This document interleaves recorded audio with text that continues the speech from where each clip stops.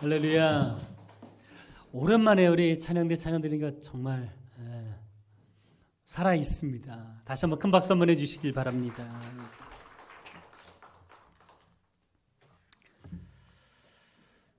예수 믿고 신앙생활을 시작하는 사람들이 가장 믿기 어려운 부분이 어디냐면 부활이라고 하는 부분입니다. 사람들은 예수님의 고귀한 죽음에 대해서는 다 받아들입니다. 희생적으로 모든 사람들을 위해서 대신 죽으셨다. 이것에 대해서는 박수를 치고 경배를 하고 경외감을 갖고 대합니다. 그런데 죽은 사람이 다시 살아났다. 죽은 지 3일 만에 다시 일어났다. 이것에 대해서는 의문을 품고 바라보는 경우가 대부분입니다. 어떻게 사람이 죽은 다음에 다시 살아날 수 있느냐? 심지어는 신앙인들이나 학자들조차도 그것을 심리적인 현상으로 치부해 버리는 경우가 많습니다.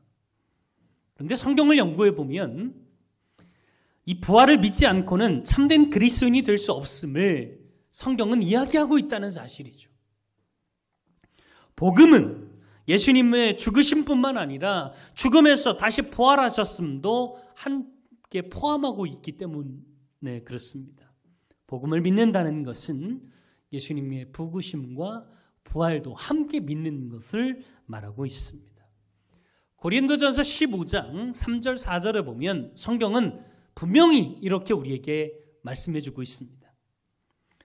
내가 받은 것을 먼저 너희에게 전하였노니 이는 성경대로 그리스도께서 우리 죄를 위하여 죽으시고 장사 지낸 바 되셨다가 성경대로 사흘 만에 다시 살아나사. 그러니까 성경은 우리에게 예수님의 죽으심과 다시 살아나심을 함께 이야기하고 있다는 것입니다. 그래서 사도 바울은 로마서에서 이렇게 선포하고 있습니다. 같이 한번 읽어볼까요? 로마서 10장 9절 말씀입니다. 같이 읽겠습니다. 시작. 내가 만일 내 입으로 예수를 주로 시인하며 또 하나님께서 그를 죽은 자 가운데서 살리신 것을 내 마음에 믿으면 구원을 받으리라. 아멘. 예수님의 부활을 믿지 않고는 구원받을 수 없다고 이야기하고 있습니다.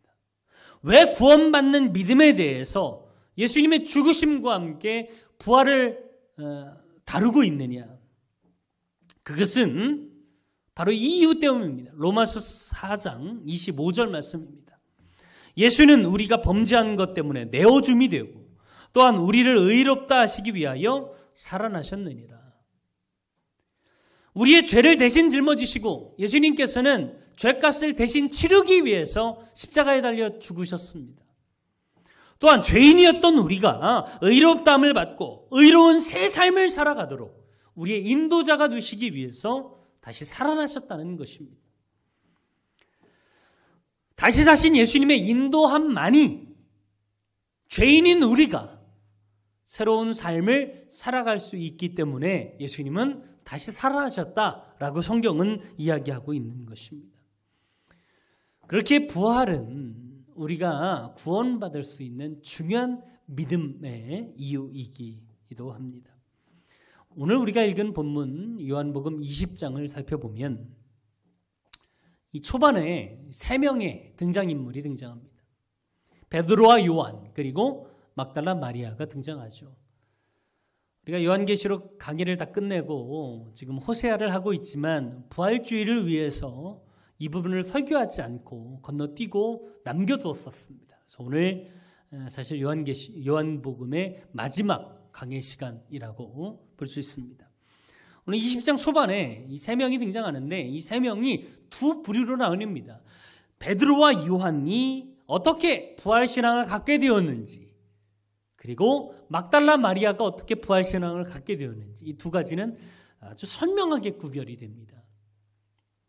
저는 이 본문을 통해서 우리도 부활신앙을 갖기 위해서는 이 두 가지 부류에 해당될 수 있다는 것이죠.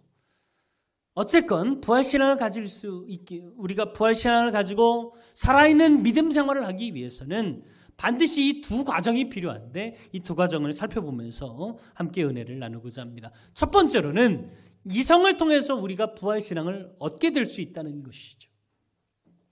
자, 베드로와 요한이 보여준 모습이 바로 이런 모습인데, 베드로와 요한은 이 이성을 통해서 부활의 믿음을 갖게 되었습니다. 가장 먼저 예수님의 빈 무덤에 도착한 사람은 베드로와 요한이 아니었습니다. 막달라 마리아였습니다. 막달라 마리아가 가장 먼저 예수님의 무덤을 찾아가게 됩니다. 그때 무덤 앞을 막고 있는 돌이 굴려져 있는 것을 보게 됩니다. 그녀는 누군가 예수님의 시신을 훔쳐가기 위해서 돌을 옮겨 놓았다 생각을 하죠. 그리고는 예수님의 제자들 중에 리더였던 베드로와 요한에게 찾아갑니다. 그리고 그 사실을 알리게 됩니다. 자, 같이 2절을 함께 읽어보도록 하겠습니다. 시작. 시몬 베드로와 예수께서 사랑하시던 그 다른 제자에게 달려가서 말하되 사람들이 주님을 무덤에서 가져다가 어디 두었는지 우리가 알지 못하겠다 하니. 시몬 베드로와 예수님의 사랑하시던 제자 요한에게 달려가서 이야기를 합니다. 무덤이 비었습니다. 예수님의 시신이 없어졌습니다. 이 어떻게 하면 좋습니까? 그 시신이 어디로 옮겨졌는지 누가 가지고 왔는지 알지 못합니다. 라고 이야기를 했어요. 그러자 이 두 제자가 예수님의 무덤으로 달려가게 됩니다. 그리고는 이 부활에 대한 믿음을 갖게 되죠. 자, 8절 함께 읽겠습니다. 8절 시작. 그때야 무덤에 먼저 갔던 그 다른 제자도 들어가 보고 믿더라. 부활 신앙을 갖게 된 것이죠. 아, 예수님께서 죽음을 이기시고 다시 살아나셨구나라는 것을 믿게 되었던 거예요. 베드로와 요한이 이 부활 신앙을 갖게 된 이유는 두 가지입니다. 하나는 빈 무덤 때문이고 또 하나는 이 빈 무덤 안에 있는 이 상황, 수위와 머리를 감쌌던 수건 때문에 믿게 되었다는 것입니다. 왜 무덤이 비었을까? 이유는 두 가지죠. 예수님이 살아나셨든지 아니면 누군가가 시신을 훔쳐갔든지 둘 중에 하나일 거예요. 그리고 또 상황을 봤습니다. 왜 수위와 수건이 저렇게 단정하게 개어져 있을까? 그들은 빈 무덤의 상황을 이성적으로 생각하고 판단해 본 결과 예수님이 살아나셨다는 사실에 도달을 하게 되고 그것을 확신하며 부활신앙을 갖게 되었던 것입니다. 자, 4절 5절을 함께 읽어보도록 하겠습니다. 4절 5절 시작. 둘이 같이 다름질 하더니 그 다른 제자가 베드로보다 더 빨리 달려가서 먼저 무덤에 이르러 구부려 세마포 놓인 것을 보았으나 들어가지는 아니하였더나. 자, 무덤에 먼저 도착한 것은 요한이었습니다. 아마 요한이 달리기가 빨랐던 것 같아요. 같이 뛰어갔지만 요한이 먼저 도착을 했어요. 그리고는 구부려서 무덤 안을 들여다보게 됩니다.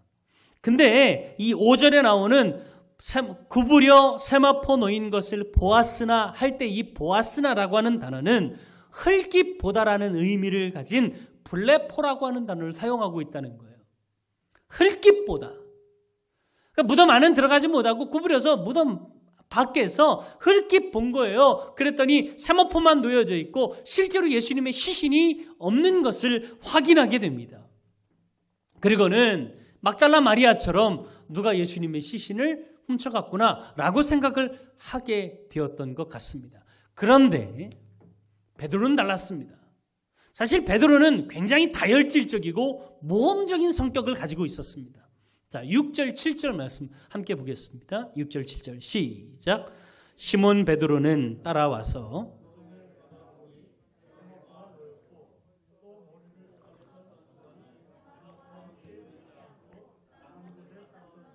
놓여 있더라. 아멘. 여기서도 본이라고 하는 단어가 나오죠. 이 본이라고 하는 단어가 이 문맥에서 가장 중요한 단어입니다. 자, 시몬 베드로가 따라와서 무덤을 보았습니다. 이때 본이라고 하는 단어는 주의 깊게 보다라는 의미를 가지고 있습니다. 그래서 요한이 보았던 흙깃보다라고 하는 의미를 가진 블레포라고 하는 단어와 전혀 다른 이 테오레오라고 하는 단어를 사용하고 있는데 이 단어는 주의 깊게 보다라는 의미예요. 요한처럼 무덤 밖에서 흙깃 본 것이 아닙니다. 무덤 안으로 들어갔습니다. 그리고는 상황을 자세히 살펴본 것입니다.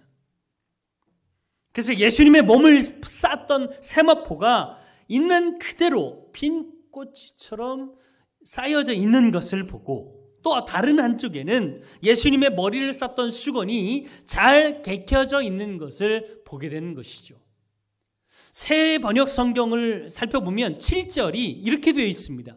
예수의 머리를 쌌던 수건은 그 삼배와 함께 놓여 있지 않고 한 곳에 따로 개켜 있었다. 그러니까 새 번역 성경이 훨씬 더 원문에 가깝게 번역된 성경이거든요. 그러니까 이 머리를 쌌던 수건을 잘 개어서 따로 세마포와 따로 놓았다라고 이제 성경은 기록하고 있는 것이죠.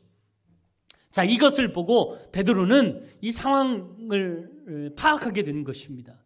만약에 도둑이 들어와서 예수님의 시신을 도둑질해 갔다면 세마포와 수건을 놓고 갔을까요? 지금처럼 천이 흔한 시대가 아닙니다. 귀한 시대입니다. 그렇기 때문에 도둑질을 할 거면 천도 함께 가져갔어야 되는 게 맞습니다. 또 하나, 시간이 급박했다면 아마도 이 시신에 감겨져 있는 세마포를 다시 풀러낸다는 게 이게 쉬운 일이 아닙니다. 그러니까 뭐 뜯어내든지 잘라내든지, 머리를 감쌌던 것도 풀어서 곱게 놓는 건 상상할 수가 없어요. 빨리 집어내 던지고 시신을 가져갔을 겁니다. 여러분, 도둑이 집에 왔다 가면 대부분 어떤 상태입니까? 난장판이 됩니다. 잘 정리하고 가는 도둑은 거의 없습니다. 왜? 시간이 촉박하니까요.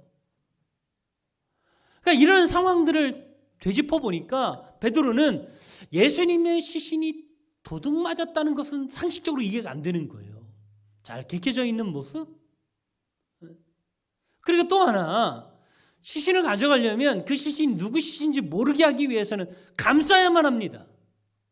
그러니까 수건으로 덮여져 있는 채로 가져가야 맞죠.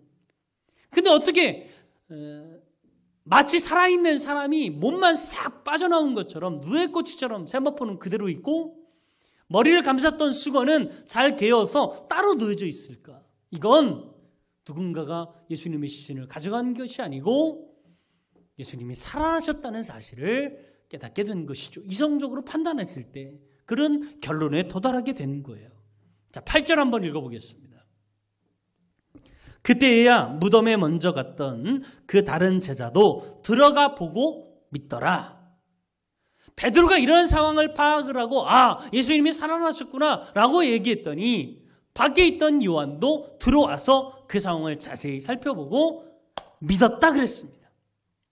근데 여기 8절에서 사용된 이 보고라고 하는 단어, 그 다른 제자도 들어가 보고 믿더라 했을 때 이 보고라고 하는 단어는 앞에서 사용한 단어와 또 다른 단어입니다. 에이돈이라고 하는 단어를 사용하고 있는데 이 단어는 이해하고 보다라는 의미예요. 그러니까 베드로의 설명을 듣고 다 이해하고 그 상황을 보았다라는 의미입니다. 그러니까 베드로가 먼저 상황을 판단하고 이성적으로 예수님이 살아나셨구나라는 사실을 믿었고, 이 사실을 요한에게 알려주었을 때 요한은 그 상황을 다 이해하고 예수님의 부활을 이성적으로 받아들였다라는 의미이죠. 자, 그 다음에 9절이 있습니다. 9절 함께 읽어보도록 하겠습니다. 시작. 그들은 성경에 그가 죽은 자 가운데서 다시 살아나야 하리라 하신 말씀을 아직 알지 못하더라. 그러니까 예수님의 이 부활의 사실을 이성적으로 판단을 하고 이해하고 믿음으로 받아들인 이후에도 불구하고, 받아들였음에도 불구하고 아직 성경에 예수님의 부활에 대한 예언이 들어있다는 사실을 조차도 모르고 있었다는 거죠. 아마 나중에 성경을 통해서 확인하게 되었을 것입니다. 예수님이 죽은 자 가운데 다시 살아나는 게 예언에 되어 있었구나. 그래서 예수님이 다시 살아나셨구나. 이걸 확인하고 확신할 수 있었던 것이죠. 그러니까 무작정 예수님의 말씀이라고 해서, 하나님의 말씀이라고 해서 믿고 그 상황을 보고 끼워 맞추듯이 예수님의 부활을 받아들이는 게 아니었다는 거예요. 말씀이 있는지 없는지도 모르는 채 그들은 자신의 이성만으로 예수님의 부활을 확신하게 되었고, 나중에 말씀을 통해서 그것이 확증되었다는 것이죠. 이것이 오늘 성경이 말하고 있는 부활에 대한 믿음의 단계였다는 것입니다.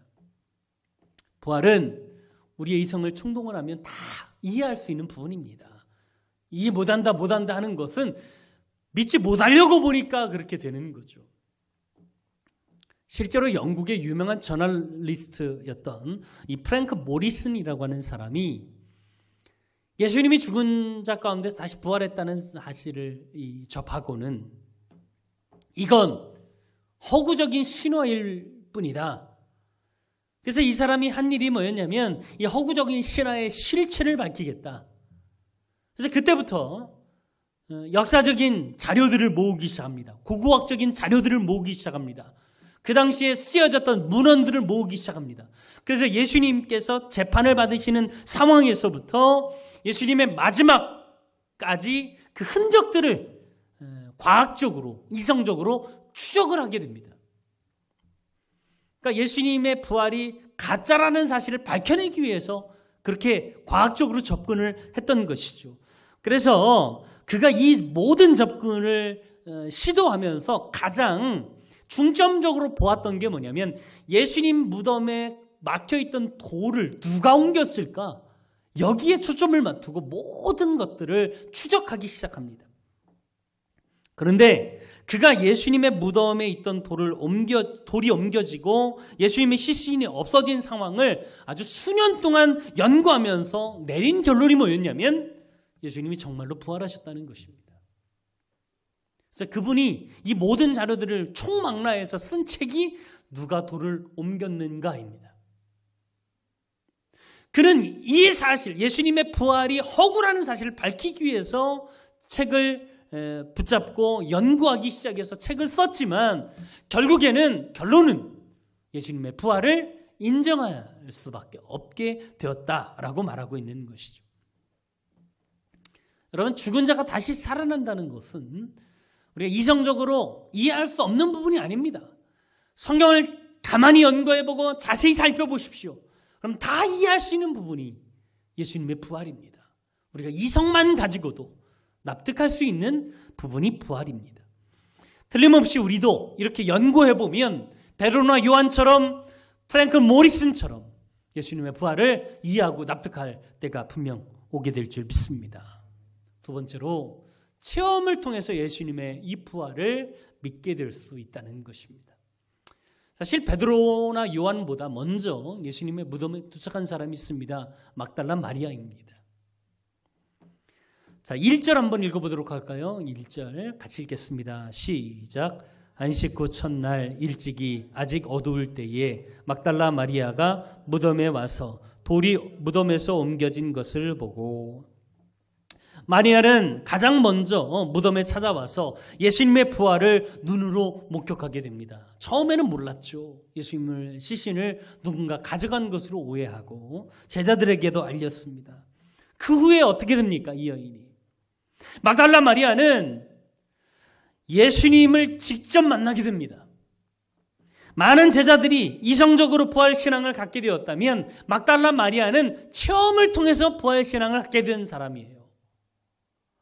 베드로와 요한은 다시 무덤에 찾아갔을 때 그 무덤의 상황을 살펴보고 이성적으로 예수님의 부활을 받아들였지만 막달라 마리아는 그 자리에 없었습니다. 막달라 마리아는 부활하신 예수님을 직접 만나고 나서 부활신앙을 갖게 되었다는 것이죠.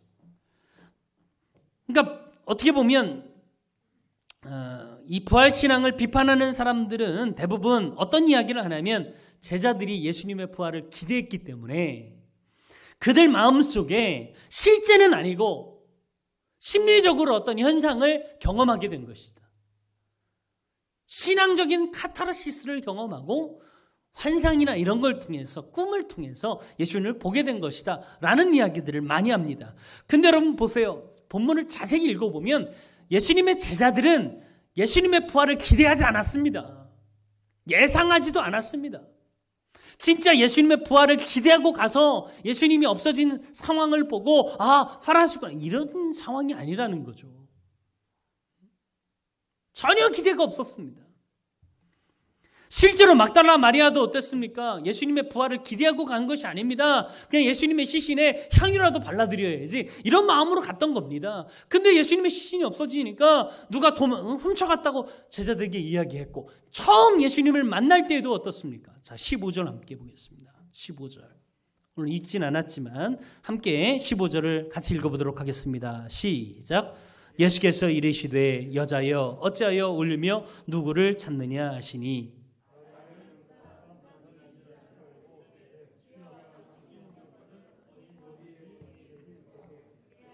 내가 가져가리이다. 아멘.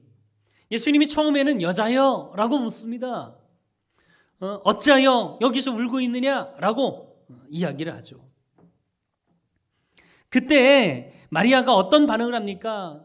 나에게 말을 건 사람이 동산지기인 줄 알고 예수님의 시신을 당신이 가져갔으면 나에게 주세요 라고 이야기를 합니다.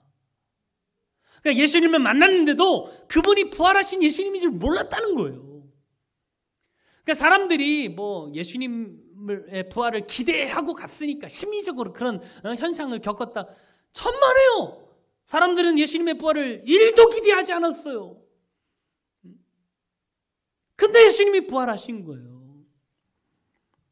자, 16절 한번 볼까요? 16절.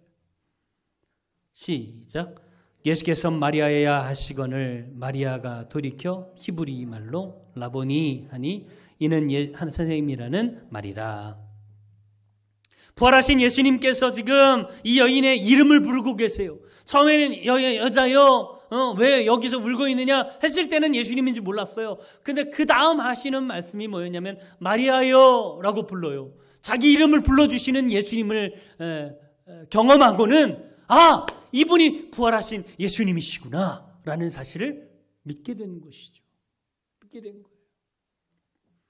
그 다음에 어떻게 됩니까? 부활하신 예수님께서 내가 부활했으니까 이 사실을 제자들에게 알려라. 열심히 뛰어가서 제자들에게 이야기합니다. 내가 부활하신 예수님을 만났습니다. 그렇습니다. 예수님의 부활은 지금도 우리에게 체험되어지는 사건입니다. 오늘 예배하는 이 자리에도 부활하신 예수님이 함께 하시는 줄 믿습니다. 우리의 예배를 받으시는 거예요. 가정에서 유튜브로 예배 드리시는 분들도 그 자리에 주님이 함께 하시는 줄 믿습니다. 예수님은 살아나셨습니다. 그래서 지금도 우리와 함께 하시는 분이 우리가 믿는 예수님인 줄 믿습니다. 근데 우리는 어떻습니까? 우리는 예수님이 함께 하셔서 우리와 동행해 주심으로 우리의 삶 속에 함께 하심으로 일어나는 모든 일들이 그냥 우연인 것처럼, 누군가의 도움인 것처럼, 아니면 내가 노력해서 얻어지는 것처럼 그렇게 착각하며 살 때가 많습니다. 여러분, 다시 우리의 삶 속에 살아 역사하시는 하나님 예수 그리스도 부활하신 주님을 우리의 삶 속에서 다시 만나고 체험하는 저 여러분 될 수 있기를 간절히 바랍니다.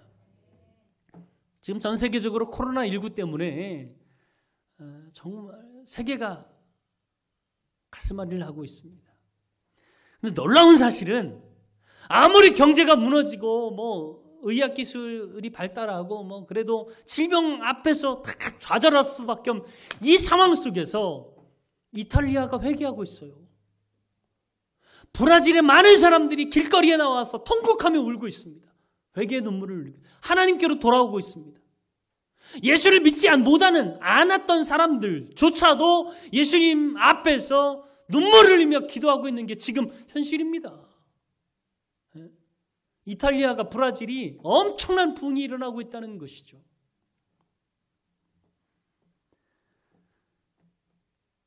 여러분, 그런데 정작 믿음의 선구자라고 말하는 우리들은 어떻습니까? 하나님의 살아계심보다 질병을 더 두려워하고 있습니다. 예수 믿는다는 것을 자신 있게 이야기하지 못하는 시대를 살아가고 있습니다. 교회가 워낙 욕을 많이 먹잖아요. 세상은 뭐 교회가 무슨 전염병의 뭐 그 파급 원산지인 것처럼 너무 그렇게 이야기를 합니다. 신천지 때문이지. 여러분, 신천지는 교회가 아닙니다. 이단입니다. 은혜의 강도 이단이에요. 정상적인 교회에 확산된 게 도대체 어디가 있어요?